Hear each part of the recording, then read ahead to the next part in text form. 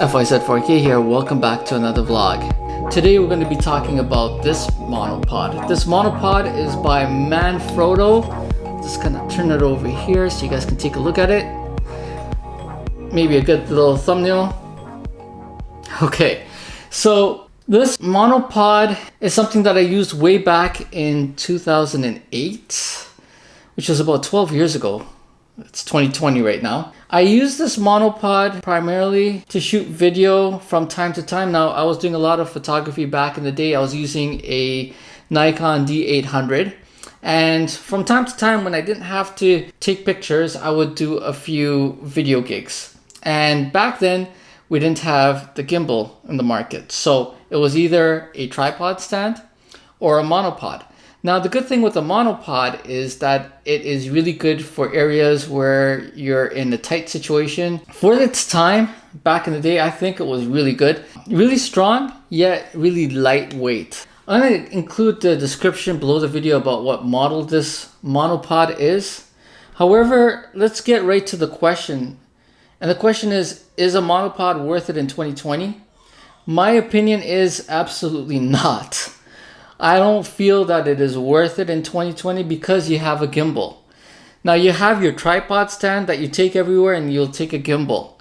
Now that gimbal kind of acts like this. It acts as a monopod because at times when you would carry this monopod around, you would actually carry it just like that from time to time, walk around with it, kind of tilt it, do whatever you needed to do, and that would work. However, my major complaint is that on the head of this monopod, I don't have like a leveler that shows me if this is in level. Not on this model as per se. There might be other models that had it.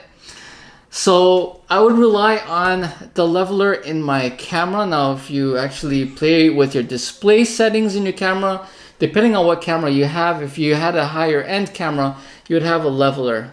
Now, to kind of show you what this monopod has to offer, there's these legs at the bottom, okay? And right at the top, there is the head. And the head has like a quick release head over here. So you'd get a quick release plate that I believe the monopod came with. I'd have to double check, but that would just go right onto the top over here, which would be mounted on your camera.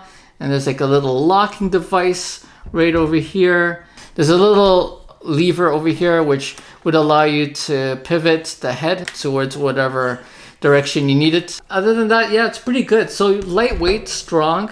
It stands on its own for the most of it, but I would not recommend you keeping a camera at the top and then letting it stand on its own, because with the camera weight, it would tilt and fall.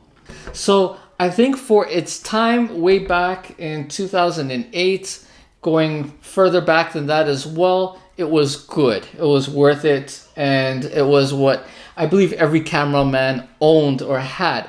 What they used to use these for were for e-shoots at the park for like a couple. You would see this at weddings, so like at banquet halls and at the actual places of worship where the wedding would take place. For the most of it, this is now long gone. So if you can't afford a gimbal right now, then maybe, you could use this. I don't use it. I haven't used it in 10 years at least.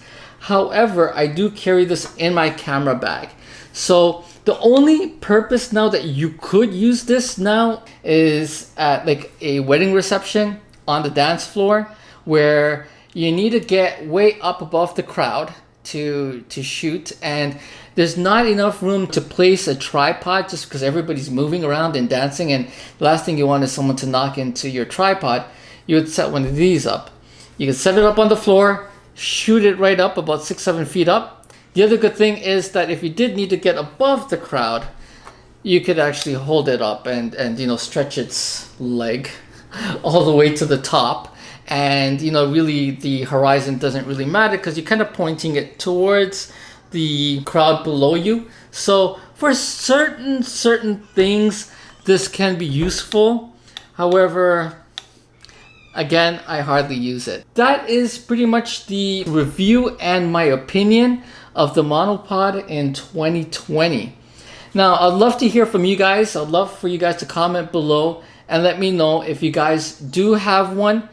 If you do have one, have you used it recently? And if you've used it recently, what you've used it recently for. And that is pretty much about it. So do hit that subscribe button. It would really help a lot. Hit the bell notification as well so you're up to date on my next upload. And we'll catch you guys on the next one.